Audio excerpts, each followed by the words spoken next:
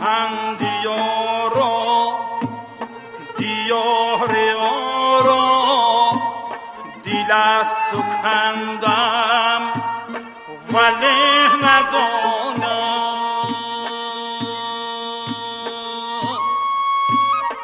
ولی ندانم.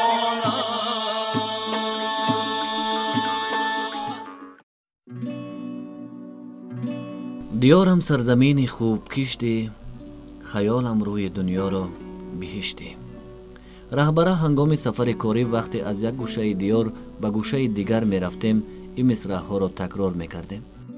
زیرا هر یک سنگ و سبزه دیار با کرامت خداوندی در اینجا مکان یافته و مردم با استفاده وقت هر جای مکان ساخته. عجیب است طبیعت تاجیکستان. کنار فصل زیبای بهار، کنار فصل شکفتن‌ها و گوشه دیگر هنوز سرد است. ره و ره ما را در شمال کشور ابرهای بهاری همراهی می‌کردند.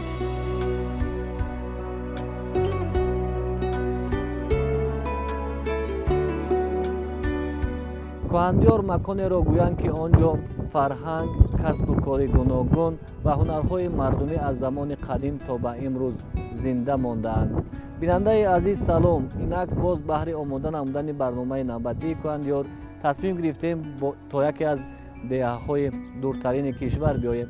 مکانی که ما قرار داریم دهه چارکوه در جماعت چارکوه شهر اصفره می باشد.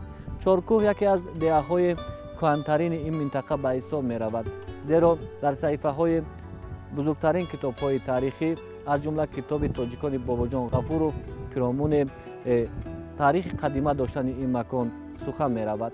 امروز ما پیرامون این دهه، مردم این دهه و عرف و عادت هایی که اینجا تا به امروز زنده مانده‌اند به شما قصه می کنیم. چارکوه دیاری آوازدار در صحیفه های تاریخ، بله همون دیاری که دامانی زیبای سبز دارد و اینجا طبیعت ناتکرار است. مردم در این مکان به هر راه زندگی می کنند. مشغولیت اساسیشان باغداری است، زیرا اینجا میوه ها خوب پخته می رسند. خوب، اول درباره موقع می گویم. جماعت دهات چارکوه یکی از دهه‌های سرنفوذترین شهر اصفره به حساب می رود. قسم جنوب و غربی آن در دامنه های قطارکوه ترکستان جایگیر است. از سمت شمالی با دهات سمرقندک هم حدود است. چارکوه را با دو معنا معنیداد کردن ممکن است. اول با آنه که از چهار طرف با چهار کوه احاطه گشته و بعداً با آن معنایی که در چهار منطقه این دیار چهار عزیز خاک شده و آرامگاهشان موجود است.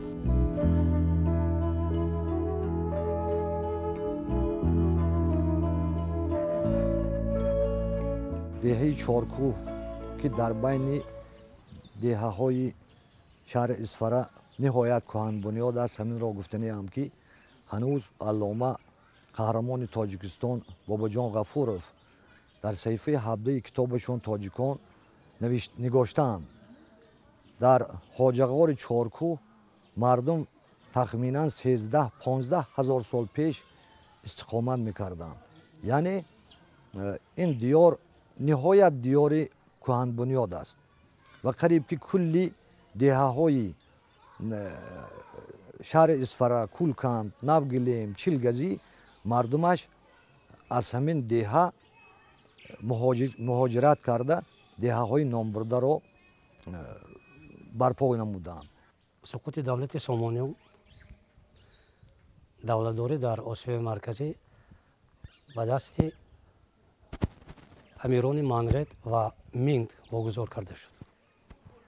در بخارا امیران مینگو در خانگرهای قوقل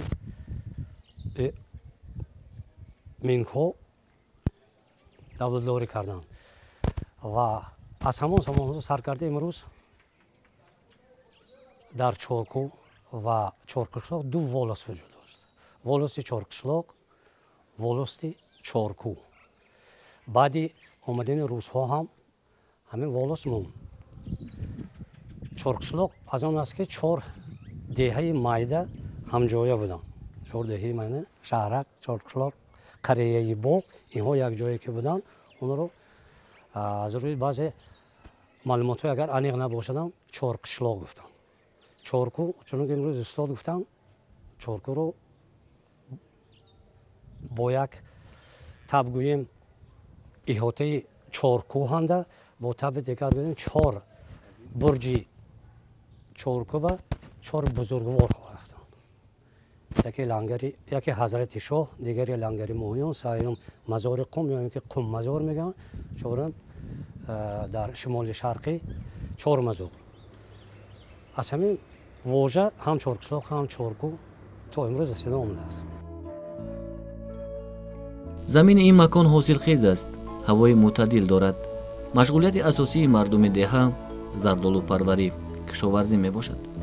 мардум чорводорӣ низ мекунанд, вале солҳои охир бо кам шудани макони чарогоҳ ин шумор кам шудааст.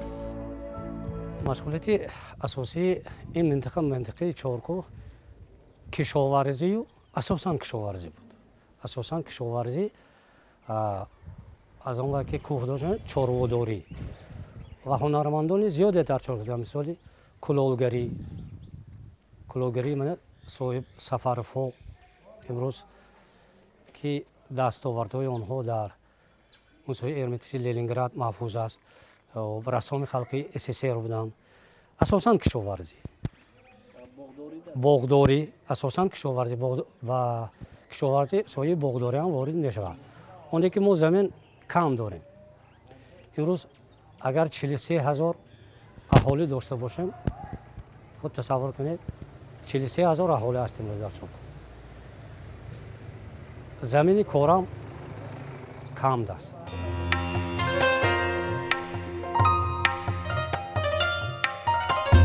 дар ин макон ҷойҳои таърихӣ зиёданд ки ҳамеша мардуми деҳоти гирду атроф ва меҳмонон аз ин маконҳо дидан мекунанд.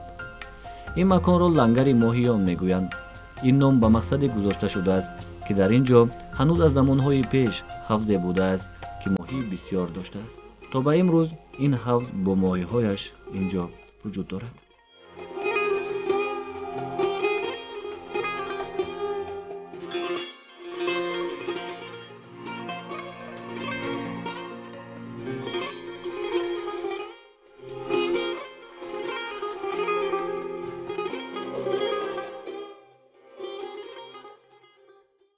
ҷойҳои таърихии деҳа мавзеи лангари моҳиён ҳам мавзеи истироҳатгоҳ, ҳам мавзеи табобатгоҳ аст.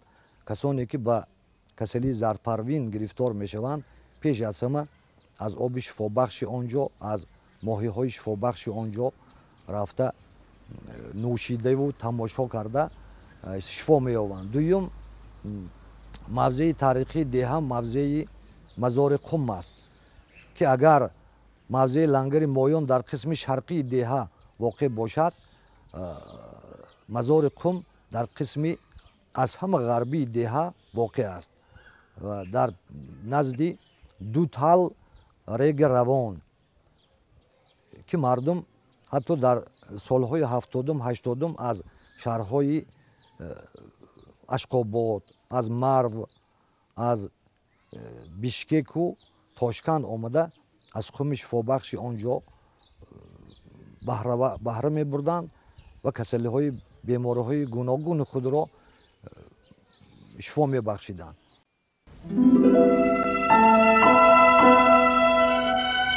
ин ҷо бошад осорхонаи деҳоти чоркӯҳ аст. ин осорхонаро ба номи яке аз донишмандони моварооннаҳр ҳисомуддин умар ибни абдулазиз ибни моза ва ё бо номи дигар садри шаҳид тааллуқ додаанд. бояд изҳор дошт ки шоир ва мутафаккир садри шаҳид дар донишомӯзӣ ва рушди фарҳанги миллии ин минтақа нақши бориз доштааст.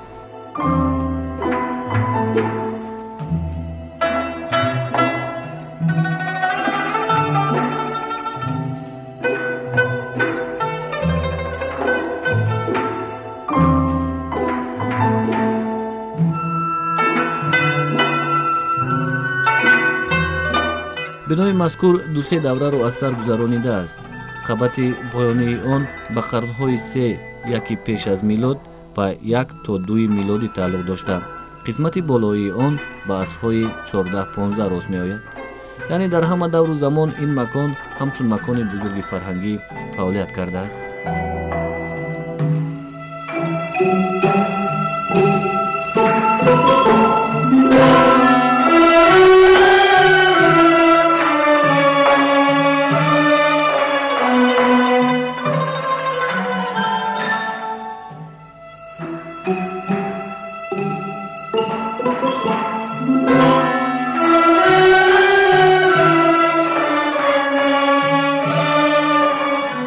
аз садри шаҳид то ба замони мо 4 китоби бузург боқӣ мондааст.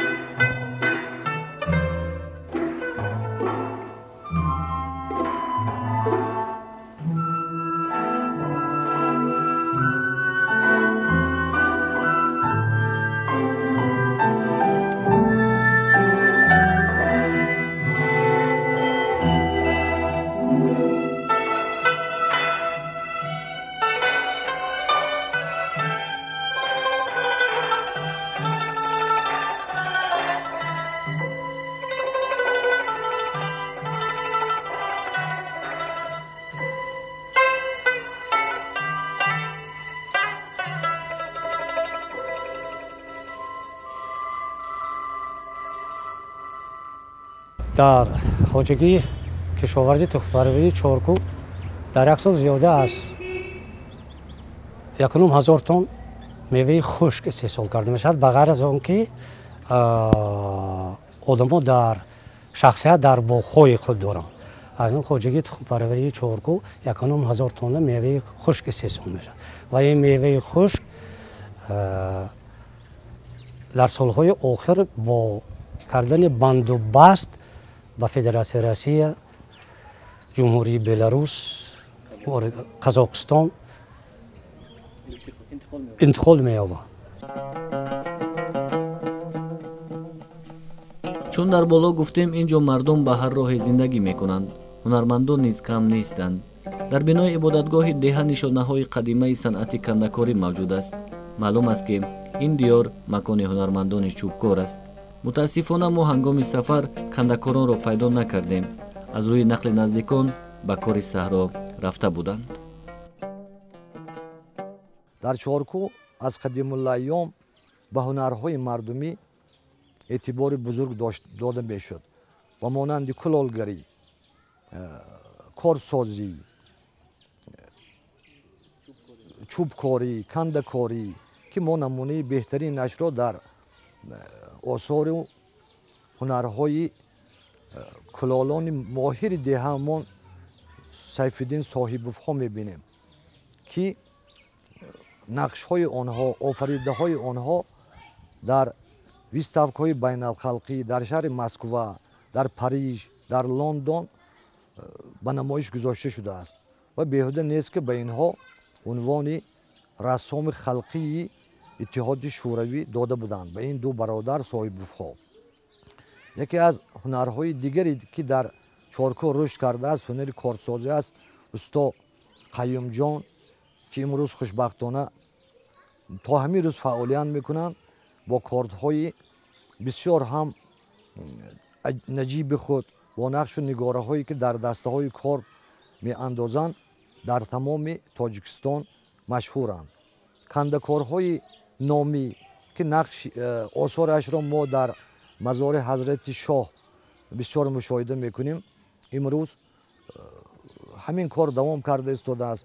масалан усто Асадҷон ба ҳамин ҳунари кандакорӣ машғуланд. бисёр шогирдонро дар ҳамон корхонаи шахсии худашон ки дар маркази деҳаи Чорку бозорчии пешина мавҷуд аст тарбия менамоянд ва ҳамин ҳунари волои аҷдодиро ёд дода истодаанд. дигар ҳунарҳо ба мисли собунпазӣ, коғазгарӣ ҳам дар ҳудуди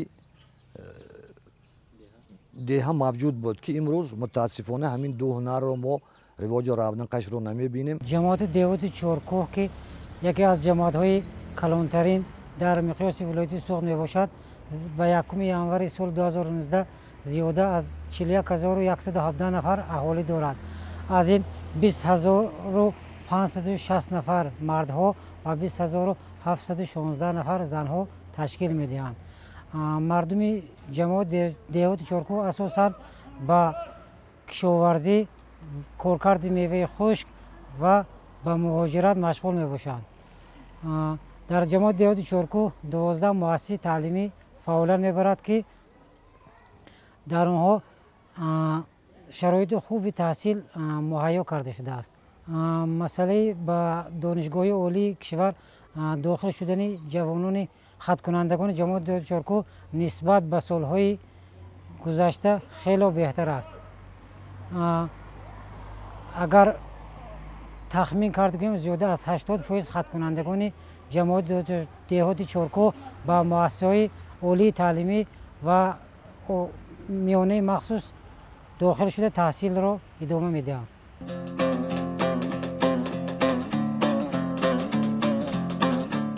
خوشبختانه استا قیوم نورماتوفро дар дуконаш дидем. استا قیوم аз солҳои 60 асри гузашта ба кортсозӣ машғул аст. ин касб аз бобояш ба мерос монда. тӯли 60 сол мешавад ки ба ин машғулият банд будааст. дар ин миён барои мардуми деҳоти чоркӯҳ ва меҳмонон навъҳои гуногуни корт сохтааст. ӯ дукони хурд дорад. дар ин дукон ки танҳо барои як шахс сохта шудааст солҳост фаъолият мекунад. авлоди мо ҳамашон бобокалон худоёрхонро қуқам рафта дарбораш ба кор карда буданд. соли 867 армии подшоҳӣ қуқам ҳуҷум карда омдан баз ҳамун бобокалони мо аз қуқам гирехта омада исфарaba корхона ташкил кардан, ҳамуҷанда ҳунармандӣ кардан. баъд авваё бобои ман омӯхта то солҳои 80 кор кардан. ман аз бобоям соли 63 шогирд шуда ин ҳунара муддати 5 сол омӯхтам. баъд мустақил кор кардам. ман аз соли 65 интара ман мустақил кор кардан истодиям. аслан ҳамин корсозӣ мушкил аст. ниҳоят кори вай майди ҳамун барои одаме ки намефаҳмад дилгиркунанда аст. одаме ки ҳунар ба завқаш баланд дилгир намешад. хоҳиш мекунад ки кор кунад. лекин одам намефаҳмад дилгир мешад. ниҳоят майда. дар ин миён ӯ кӯшидааст то фарзандони худро бо ин касб ошно созад, вале чун худи ӯ мегӯяд онҳо тамоми нозукиҳои ҳунарро аз худ накарданд, аниқтараш тоқат накарданд. кортсозӣ кори осон нест. бидуни оне ки аз намунаҳои гуногуни металл кортҳои ҳаҷман гуногун месозем, боз мебояд барои зебо шудани он аз сангҳои гуногун истифода намуд ва ё дастаи онро бо шакли гуногун сохт. имрӯз усто қайюм 4-5 намуди корт месозад ки ҳар як шакли хоса дорад. корт 4 хол 5 хел мешад. қиличак мегӯем, ростак мегӯем, ханҷар мегӯем, найза шакл мегӯем. ҳамин хел намуди кортҳо ҳай. ҳамин корте ки дар дасти шумо аст кадом намуда шад? ин намуди ростак. ин намуди ин корте мегӯем ростак, пишташ рост боша ростак. агар пишташ ба каҷ боша дигар каҷак мегӯем. ҳамин кортатон аз чанд қисм иборат аст? ина 10 қисм иборат. теғ, гулбанд, шох, чишмак, мис, қалъагӣ, шиша истифода мебарад. пулотои нержавика, пулотои сафед, аз подшипник мегӯем, аз суҳон месозем. пулотои баланд месозем. барои гузаро шуданаш аслан ҳамин суҳон ниҳоят пулоти гузаро аст. пулоти сафед нержавика занг намезанад. сафед меистад доимӣ. пулотои сиёҳ гузаро нисбати пулоти сафед, пулоти сиёҳ гузаро ҳамон пилолаба молаи тешту рафтан мегирад. лекин пулоти сафед сал сахттар. сахт. намуда зебоги ва зебо. дар таърихи ҳунари кортсозӣ шоҳид гардидаем ки устоҳои маъруфу нотакроре ба сар бурдаанд ки имрӯз аз онҳо корашон нишон монда. ҳар як ҳунарманд кӯшиш мекунад то дар офаридаҳои худ нишонае дошта бошад. нишона аз он шаҳодат мекунад ки ин кор маҳсули ин ва ё он устод аст. нишонаи усто қайюм як хатти рост дар теғи корд аст. айни мо ана ҳамин рахамо фарқ мекунад. як рах нишонаи маҳсули шумо аст. маҳсули мо. дигар устоҳо ин рахро надоранд. надоранд. мо дига хел мекунанд. همکاری با دیگر استای کسان ما با استرافشان که همکاری میکنیم، رفت آمد میکنیم، از واها میآموزیم. واها استرافشان نهایت ترقی کرده، هنر کارسازی پیش رفتگی. من شخصا کلانسال باشم رفته بسیار چیز آموخته میبینم. داد گرفت میکنیم، متریال رفت آمد میکنیم.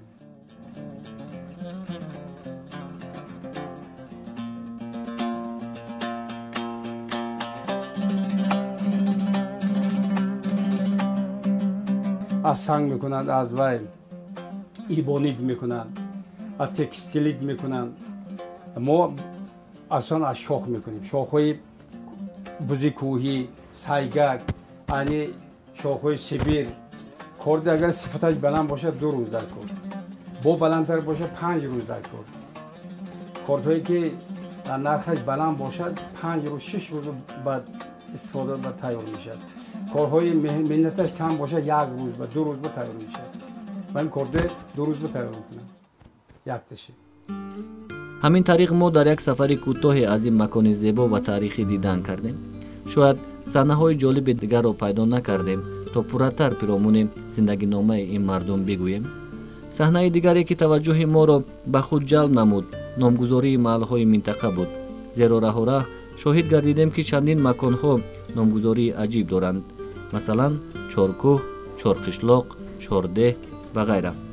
معلوم می‌گردد که رقم 4 برای این مردم عزیز است و شاید فلسفه خاصی داشته باشد در این دهات کهن بنیاد.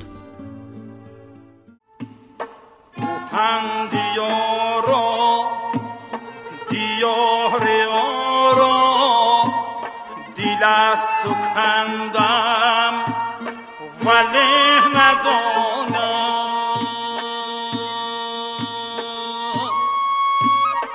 ولی